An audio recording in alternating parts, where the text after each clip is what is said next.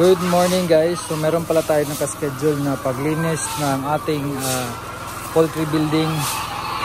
So very important na ma-maintain natin yung kalinisan sa ating building.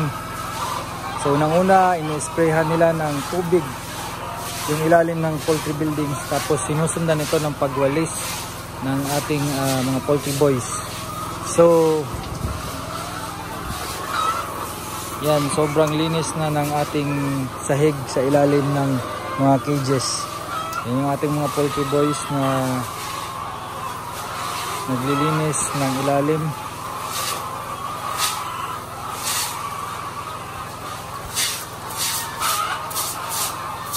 So very important na malinisan talaga yung poultry buildings natin para yung ammonia concentration ay hindi masyado malakas.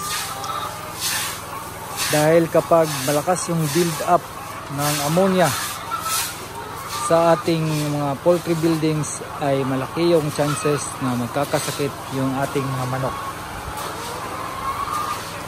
Especially ngayong tag-ulan. Medyo maulan dito ngayon guys. Kaya medyo mahirap yung natin paglinis. Madali mapuno yung ating septic tank. So yan, sinatsagaan nila yung paglinis daily. Kasi hindi pwedeng hindi everyday yung paglinis. Dahil nga sa ammonial build up. So itong ating mga buildings ay connected ng mga canals para sa ating septic tank. So nandun yung ating septic tank guys. Connected yung ating mga buildings sa septic tank. Marami tayong mga septic tank dito para doon ma-deposit yung mga ipot ng mga manok.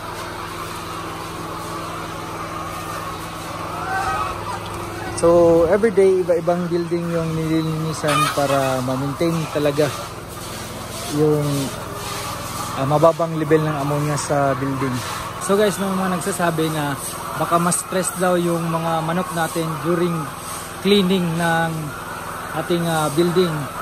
Kapag routine na guys ng mga poultry boys yung ginagawa nila sa isang building, hindi na yan na-stress yung mga manok dahil nasasanay na sila. Sa una lang yan medyo mai-stress, pero eventually kapag palaging ginagawa na natin yan sa loob ng ating mga poultry buildings ay hindi na sila ma-stress. May mga nagsasuggest na lagyan daw ng music during cleaning time. Pwede naman po malagyan ng music during cleaning time. Kaso yung problema sa amin dito ay kapag hindi stable yung kuryente, wala tayong sounds. So hindi na lang namin nilagyan ng sounds para kahit naglilinis, alam ng ating mga manok na naglilinis sila.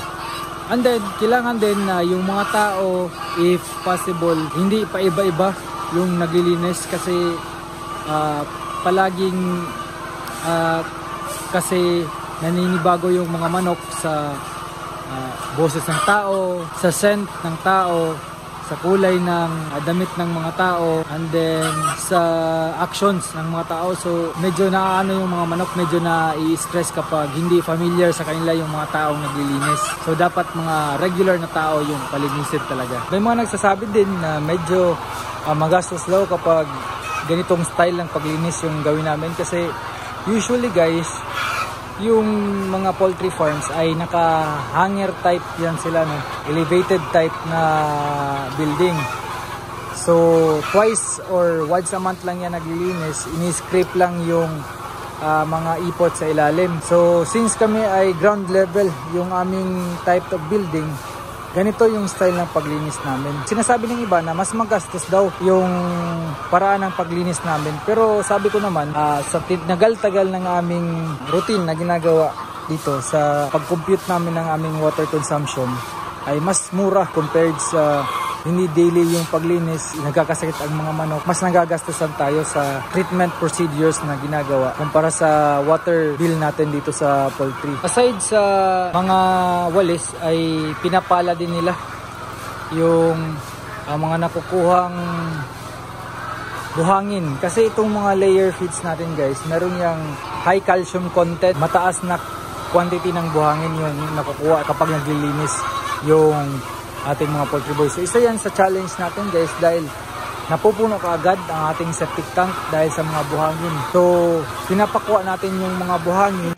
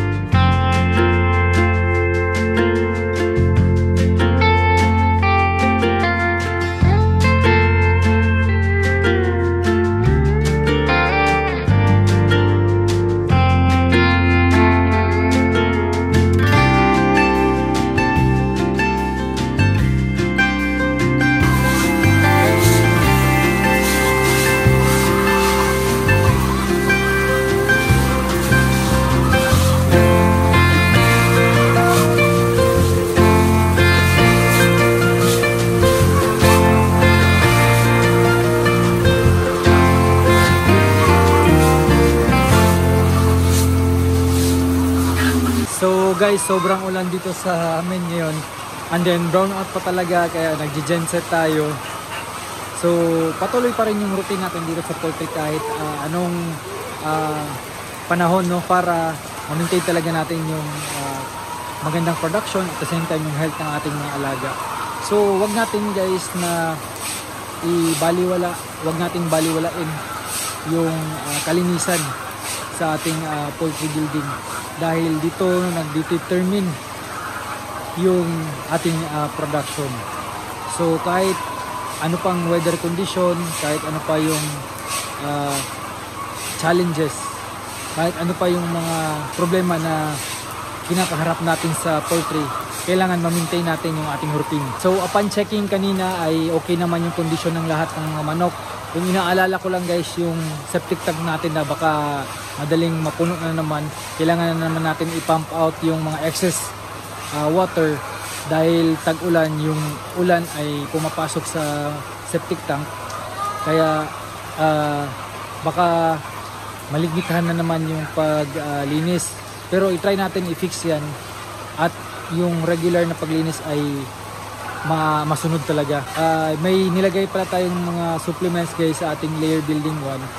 After 2 weeks, titignan natin kung merong effect yung ating supplements na nilagay by assessing the production of the chicken doon sa layer 1. Ito-try natin i-report. So i-update ko kayo sa magiging resulta. So guys, maraming salamat sa panonood nyo ng video ito at sana ay may natutunan naman kayo ngayon. Happy poultry farming! Bye!